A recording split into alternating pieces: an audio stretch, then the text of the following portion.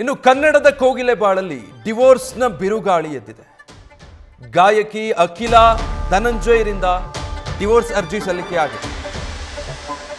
ದಕ್ಷಿಣ ಕನ್ನಡದ ಪುತ್ತೂರಿನ ಪಜಿಮಣ್ಣು ಮೂಲದ ಅಖಿಲ ಪುತ್ತೂರು ನ್ಯಾಯಾಲಯದ ಮುಂದೆ ಡಿವೋರ್ಸ್ಗೆ ಅಂತ ಹೇಳಿ ಅರ್ಜಿ ಸಲ್ಲಿಸಿದ್ದಾರೆ. 3 ವರ್ಷದ ಹಿಂದೆ ಟಿಆರ್ ಧನಂಜಯ್ ಜೊತೆ ವಿವಾಹ ಆಗಿದೆ. ಪರಸ್ಪರ ಒಪ್ಪಂದದ ಮೂಲಕ ಪುತ್ತೂರು ಕೋರ್ಟ್ಗೆ ಅರ್ಜಿ ಹಾಕಿದ್ದಾರೆ.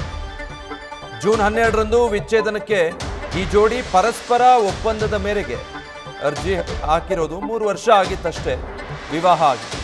ನ್ಯಾಯಾಲಯದಲ್ಲಿ ಅರ್ಜಿ ವಿಚಾರಣೆ ನಡೆಯೋಕ್ಕಿದೆ. ಬಟ್ ಏನಾಯಿತು ಗೊತ್ತಿಲ್ಲ. ವೈಯಕ್ತಿಕ ಜೀವನದಲ್ಲಿ ಏನು ತೊಂದರೆ ಆಗಿದೆ ಅನ್ನೋದು. ಆದರೆ ಪರಸ್ಪರ ಇಬ್ಬರು ಒಟ್ಟಿಗೆ ಈ ಡಿವೋರ್ಸ್ಗೆ ಅರ್ಜಿ ಸಲ್ಲಿಸಿದ್ದಾರೆ. ಧನಂಜಯ್ ಮತ್ತೆ ಗಾಯಕಿ ಅಖಿಲ ಪಜಿಮಂಡು.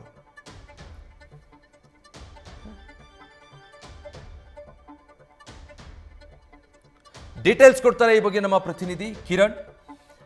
ಕಿರಣ್, ಯಾಕೆ ಸಂಸಾರದಲ್ಲಿ ತಾಳ ತಪ್ಪಿದೆಯಾ? ಗಾಯಕಿ ಬಾಳಲ್ಲಿ ಡಿವೋರ್ಸ್ ಬಿರುಗಾಳಿ ಕಾರಣ ಏನು ತಿಳಿದು ಬರ್ತಾ ಇದೆಯಾ?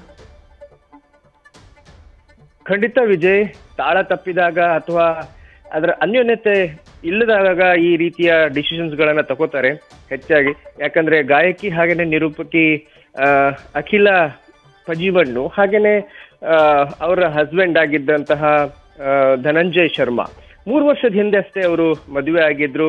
ತುಂಬಾ ಅನ್ಯೋನ್ಯತೆಯಿಂದಾನೇ ಇದ್ರು ಅಂತಾನೆ ಹೇಳಲಾಗುತ್ತೆ. ಮತ್ತೆ ಅವರು ತಮ್ಮ ನಿಶ್ಚಿತಾರ್ಥ ಹಾಗೇನೆ ಮದುವೆ ಇದೆಲ್ಲವನ್ನ ಫೋಟೋ ಹಾಗೆ ವಿಡಿಯೋವನ್ನ ಅವರು ಇನ್ಸ್ಟಾಗ್ರಾಮ್ ಅಲ್ಲಿ ಹಂಚಿಕೊಂಡಿದ್ರು ಕೂಡ.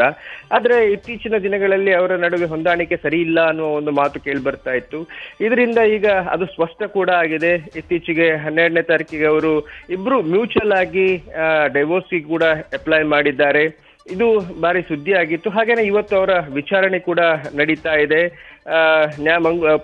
ದಕ್ಷಿಣ ಕನ್ನಡ ಜಿಲ್ಲೆಯ ಪುತ್ತೂರು ತಾಲೂಕಲ್ಲಿ ಅವರು ಈ ವಿಚ್ಛೇದನಕ್ಕೆ ಅರ್ಜಿ ಸಲ್ಲಿಸಿರುವಂತದ್ದು. 12ನೇ ತಾರೀಕಿಗೆ ಸಲ್ಲಿಸಿದ್ರು.